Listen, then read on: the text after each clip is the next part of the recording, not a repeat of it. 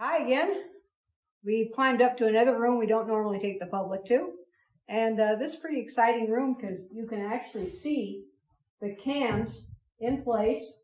You can see the tappet, everything that we've talked about so far. And you can also see the latch bars in place.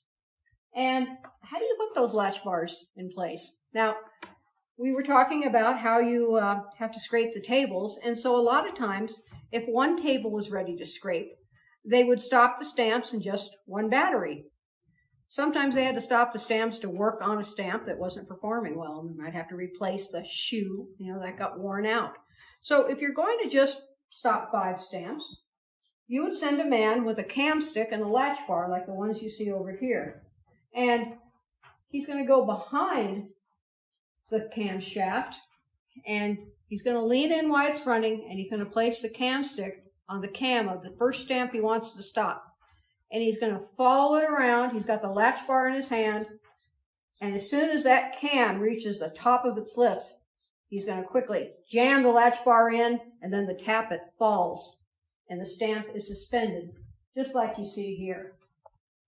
That sounds like a pretty dangerous job. If you did it wrong, that latch bar kicks out right towards you. You could drop the cam stick and it would go down and screw up the machinery. So it took a lot of precision. When I do the tour with people here, I usually look around for a young kid and I ask them if they play video games. And usually I find a lot of them that do. And you need really good skills for those video games. And you need quick reflexes. And that's what required, but you have to know what you're doing. Hi, we're back downstairs in the amalgamation room. And the amalgamation process was used for years in the stamp mill, but there was a problem with it.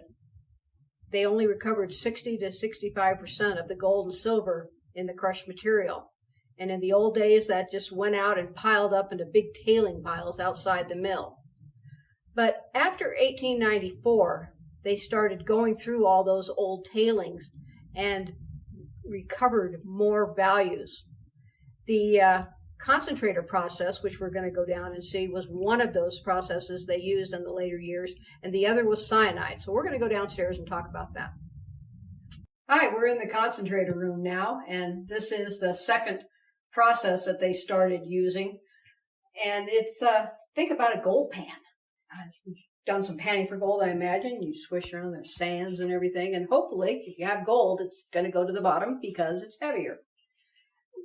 These tables were about the same process. They're called concentrator tables. This particular variety is called a Frue Vanner, named after Mr. William Frue, who invented them.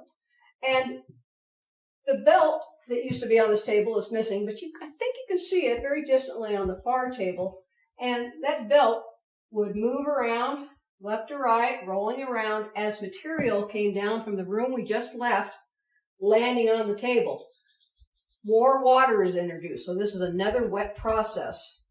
And at the same time that that's all happening, this table would start to vibrate, like the gold pan.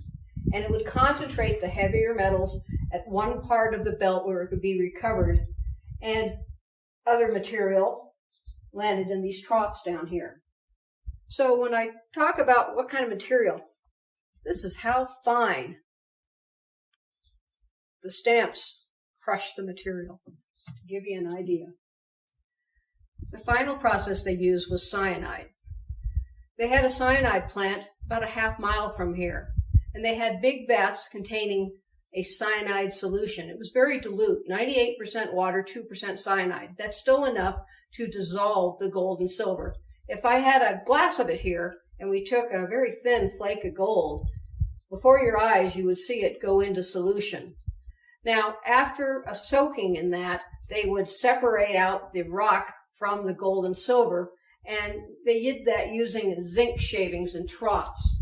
And the zinc had an affinity for the cyanide, so that is how the gold and silver was able to precipitate out.